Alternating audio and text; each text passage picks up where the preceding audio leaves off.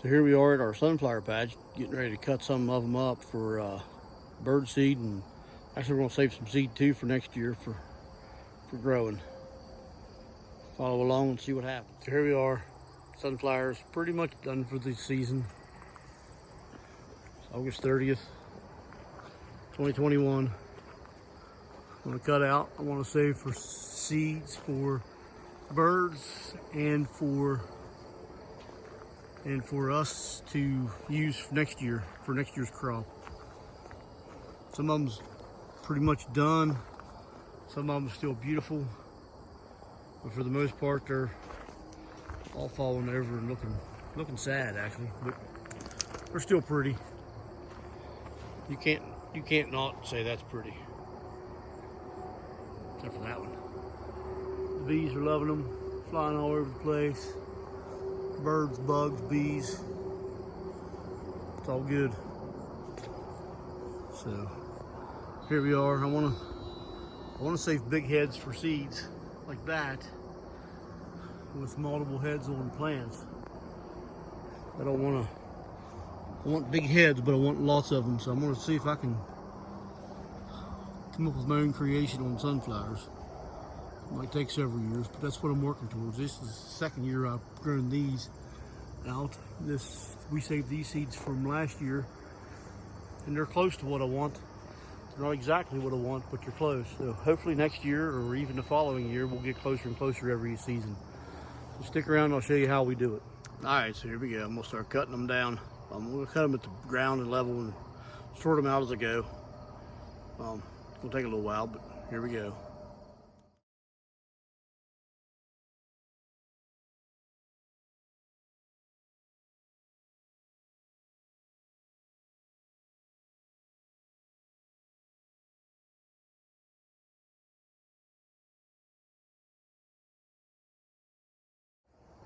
So far, I've gotten that much. Not a lot, but a fair bit. Got a long way to go, but it won't take that long. What I'm looking for as far as saving seeds for next year's crop is heads the size of that one, right? That's a pretty good size head for what I'm doing, you know. It's not much bigger than my hand, but it's still pretty good size sunflower. The bad thing about this head is there's no other heads on that, right? So I don't want that one. I'm not going to save seed for that. I'll save the seeds for bird seed, but I will not save the seeds for crop, for next year's crop. What I'm looking for next year's crop is a head the same like this one. This head's a little smaller than that one was. Not a whole lot, but a little bit. But on this plant here, it's just loaded with other heads. I mean, it's got heads there, it's got a head there, there. I mean, it's just totally loaded with them, all the way down to here. And also at the base, it's a good inch across at the bottom. That right there is exactly what I'm looking for. That thing's probably, it's probably 10 feet tall with all those heads on it. So that right there, that is exactly what I want for seeds for next year when I plant. So this head here, I'm definitely going to save the seeds out of this head for next year's crop. At least this one. I'm not sure how many more I'll save, but at least that one definitely will be saved. It's a decent sized head, and it's got lots of them on the plant. So far that's what I got. Long way to go. We'll see what we end up with. So there we go. Got a wheelbarrow full of them. This is just going to be bird seed, what's in the wheelbarrow. The ones we're keeping for next year's seed, I already have them in the greenhouse. So drying out, curing. These I'll do the same thing with, but I'm not gonna worry about too much with these. I don't want them to mold, but they'll come out of this. I'll probably put them in like an onion bag or something and hang them up. Try to keep the chipmunks out of them. until they dry good. I have a pile of the tree stalk part of it. There's still a bunch of those down here in the bed they were grown in.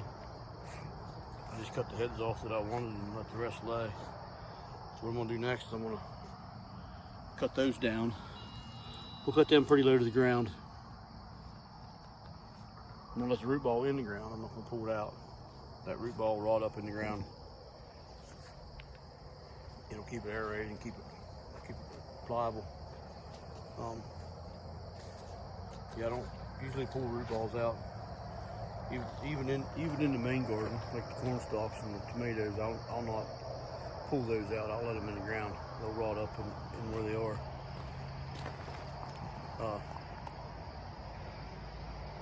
Let me cut those down and I'll show you, after I get those cut, I'll show you what I'm going to do with the rest of that stuff.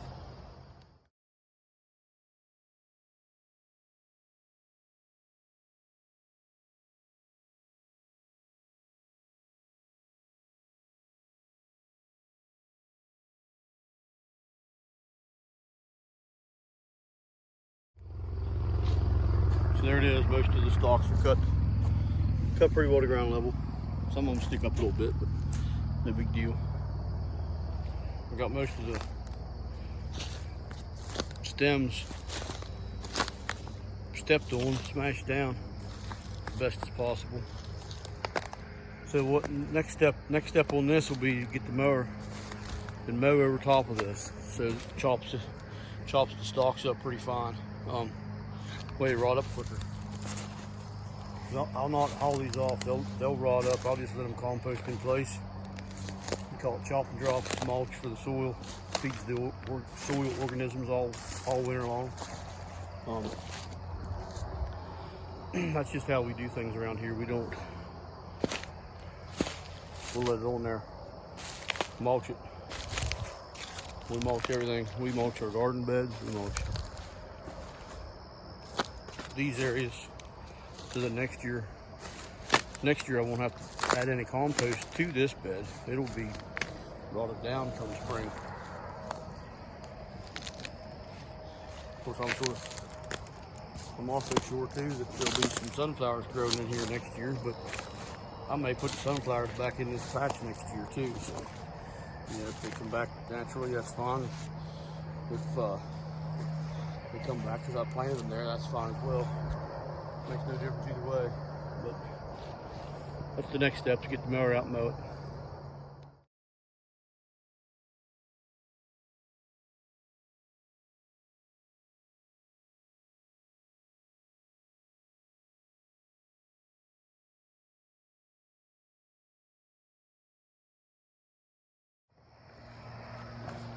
So there it is, mowed over it. It chopped up a little. And some of it chopped up really good. Some of it didn't chop up so much, but it'll still rot up. So that's all you're doing is putting it back in the soil. You took it from the soil, you might put it back in the soil, right? It comes from this spot, so you might put it back in this spot. Ground cover for the winter, for the soil organisms. Keep them warm, keep them fed. If they're happy, the soil's happy, in turn next year the crops will be happy. Happy soil, happy food, happy people. So next step will be to put those stalks down on top of that bed. I'm not sure that I'll mow them over. I may not, I don't know, probably won't. I'll probably just lay them out so it helps keep the weeds down and helps keep the soil covered. That half has a lot of weeds in, this half down here don't. It's the way I prepped it this spring. I should have videoed when I prepped it, but I never, for the sunflowers. So that's pretty much how we get the beds ready for fall. I'll put those down. I'll put those stalks down over top. I'll let it sit out for a couple weeks, and I'll probably end up tarping over top of it, letting the tarp over it all winter. Do that to help keep it warm, help keep the soil organisms happy, the earthworms happy. They'll eat most of that up. They won't eat it all. A lot of that's pretty fibrous. All these stalks are pretty fibrous. You know, its string came from this whenever I was mowing it, so almost like a wood. So they won't eat a lot of that up. They would if I'd get it chopped up finer, but I'm not gonna worry too much.